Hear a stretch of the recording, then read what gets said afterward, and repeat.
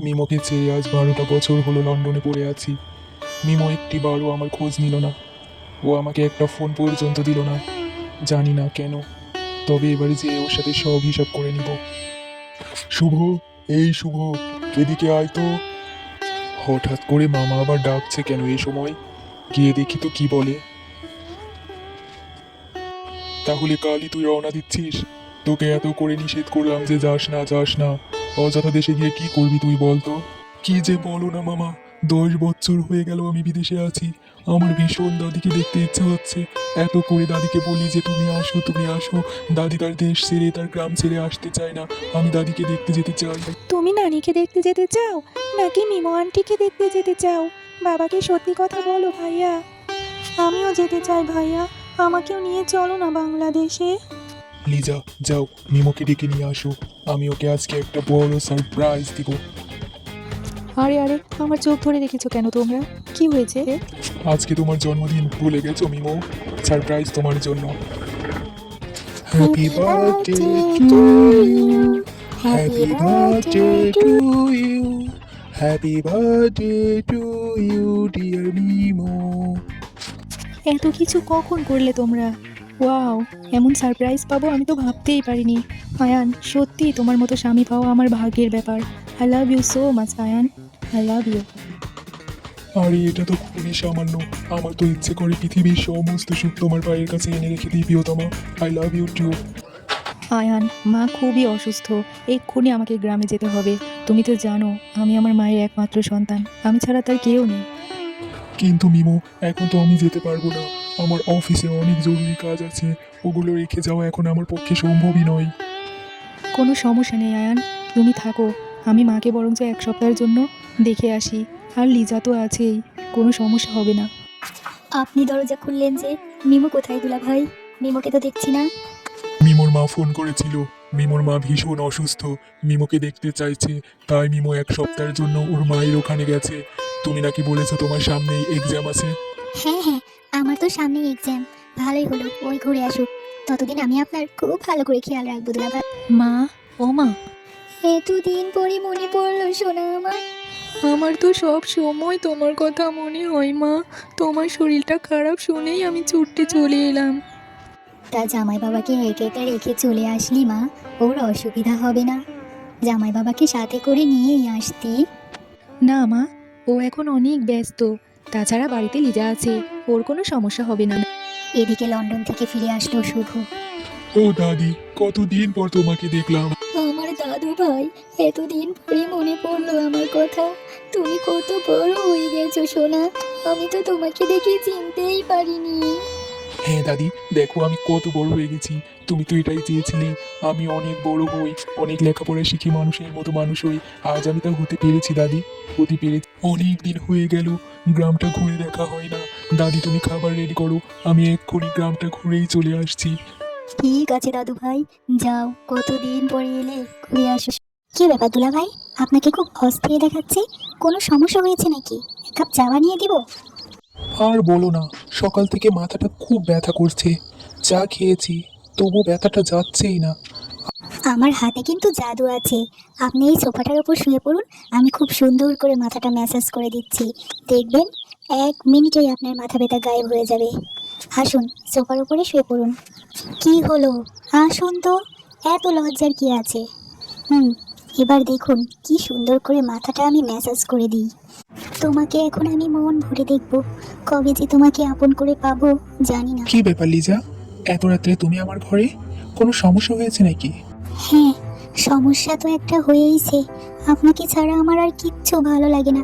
সব সময় শুধু আপনাকে দেখতে ইচ্ছে করে, আপনার পাশে বসে গল্প করতে ইচ্ছে করে।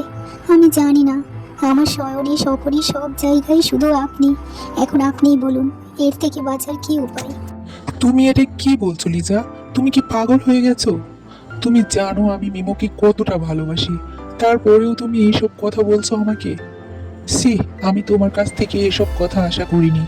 আমি আপনাকে ভালোবেসে ফেলেছি, আমি এর থেকে আর নিজেকে সরাতে পারবো না। আমি আপনাকে অনেক অনেক অনেক ভালোবেসে ফেলেছি। লিজা, তুমি যা বলার বলেছো, এবার আমার কথা শোনো। এসব কথা তুমি ভুলে যাও। মিমোকে ছাড়া তোমাকে ভালোবাসা আমার পক্ষে অসম্ভব। এখন এসব পাগলামি বাদ দিয়ে নিজের ঘরে গিয়ে সুন্দর মতো শুয়ে পড়ো, যাও। আমার মাথাটা এমন ঘুরছে কেন? আরে লিজা, কি হলো তোমার? শিগগির ঘরে নিয়ে যায় ওকে। লিজা, কথা বলো, কথা বলছো না কেন? এক্ষুনি আমাকে ডাক্তারকে খবর দিতে হবে। শিগগিরই ডাক্তারকে একটা ফোন করি। ফোন করতে হবে না, আপনি শুধু আমার পাশে বসুন, তাহলেই আমি ভালো হয়ে যাব। প্লিজ বসুন না। এই নাও, বসলাম। এবার বলো তো, কি হয়েছে তোমার? খুলে বলো। আরে কান্না করছো কেন? বলবা তো। আমি আজ 3 দিন খাবার খাই না, এই জন্যই মাথা ঘুরে পড়ে গিয়েছিলাম। আপনি আমাকে প্রত্যাখ্যান করেছেন। এই জীবন রেখে আমি আর কি করব? আমি আর বাঁচতে চাই না, আমি মরে যেতে চাই। আপনার ভালোবাসা না পেলে এই জীবন রেখে আমার কি হবে? এরকম পাগলামি তুমি কেন করছো বলো তো? আপনি কি জানেন মিমো আগে কতগুলো প্রেম করেছিল? এমনকি ওর বয়ফ্রেন্ডের সাথে থেকে একটা বেবিও নষ্ট করেছে। এত কিছুর পরেও আপনার ভালোবাসা পাওয়ার যোগ্য যদি ও হয়, তাহলে আমি কেন পাবো না? আমি আপনাকে ভালোবাসি। এসব তুমি কি বলছো? তুমি এর প্রমাণ দিতে পারবে? তুমি যা বলছো তার। হ্যাঁ, আমি অবশ্যই এর প্রমাণ দিতে পারবো। আপনি আমাকে কিছুদিন টাইম দেন, আমি আপনাকে প্রমাণ দিয়ে দিব। কিন্তু আপনাকেও কথা দিতে হবে, প্রমাণ দেওয়ার পরে আপনি আমাকে ভালোবাসবেন আর মিমোকে ছেড়ে দেবেন। কি কথা দিন? হ্যাঁ, কথা দিলাম। প্রমাণ দিতে পারলে আমি তোমাকে ভালোবাসবো। এই যে মিষ্টি মেয়ে, তোমার নাম কি? তোমার নামটা কি আমাকে বলা যাবে? আমার নাম রিমি। কেন? আপনি আমার নাম জানতে চাইছেন কেন? আপনি কে? তুমি আমার একটা কাজ করে দিতে পারবে রিনি? খুব উপকার হয়। হ্যাঁ, অবশ্যই পারবো। কি কাজ বলুন আমাকে, আমি আপনার কাজটা এক্ষুনি করে দিচ্ছি। মিমো নামের একটা মেয়ে আছে না, ওই বাড়িতে থাকে। ওকে বলবা তোমাকে নদীর পাড়ে একজন দেখা করতে বলেছে। মিমো আন্টি, মিমো আন্টি, নদীর পাড়ে একজন তোমাকে দেখা করতে যেতে বললো। খুব নাকি বিপদ তার, তুমি এক্ষুনি যাও তার সাথে দেখা করতে। কে আমাকে ডাকছে? তুই কি তাকে চিনিস? না মিমো আন্টি, আমি তাকে চিনি না। তুমি গিয়ে দেখা করে আসো, তাহলেই বুঝতে পারবে কে। কে আপনি? আমাকে এভাবে এই নদীর পাড়ে ডাকার মানে কি? আপনি আমাকে কেন ডেকেছেন? আচ্ছা মিমো, আমি যদি কখনো হারিয়ে যাই তাহলে তুই কি করবি? তখন আমি কিছুই করব না, কারণ যে হারায় সেই ইচ্ছে করেই হারায়। আরে আরে মিমো, তুই কান্না করছিস কেন? প্লিজ তুই কান্না করিস না। তোর চোখের পানি আমি একদম সহ্য করতে পারি না। প্লিজ থাম তুই। এইসব মিথ্যে কথা বলার কোনো মানেই হয় না শুভ। তুই যদি আমার চোখের পানি সহ্যই করতে না পারিস, তাহলে এভাবে আমাকে না বলে বিদেশে কিভাবে তুই চলে গেলি বল তো? তোকে আমি বলতে চেয়েছিলাম, যেদিন আমি চলে যাব সেদিন সকালে আমি তোর সঙ্গে দেখা করতে যাচ্ছিলাম। রাস্তার মাঝখানে দেখা হলো লিজার সঙ্গে। ও বলল তুই নানি বাড়ি গেছিস, এই জন্য আমি আর তোর সাথে দেখা করতে পারিনি। কিন্তু আমি লিজার কাছে একটা মোবাইল ফোন দিয়ে বলেছিলাম এটা যেন তোকে দেয়। তোর সাথে আমি ওই মোবাইল ফোনটা দিয়ে যোগাযোগ করে নেব। কিন্তু তারপরে আর তোর কোনো কল আসেনি। এবার তুই বল, আমার কি ভুল এখানে? কিন্তু লিজা তো আমাকে কোনো ফোন দেয়নি। ও তো এ ব্যাপারে আমাকে কিছুই বলেনি। ও তো সবসময় বলে তুই আমার সাথে বেইমানি করেছিস, তুই আমার সাথে কথা বলতে চাসনি, যোগাযোগ রাখতে চাসনি। এখন আমি কাকে বিশ্বাস করব বুঝতে পারছি না। দুজনাই আমার বেস্ট ফ্রেন্ড।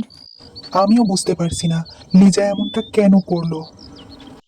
তা যাই হোক, তোকে শাড়ি পরে কিন্তু দারুণ লাগছে নিমো। আমি তো চোখ ফেরাতেই পারছি না। তুই কত বড় হয়ে গেছিস, আর কি সুন্দর হয়েছিস রে দেখতে।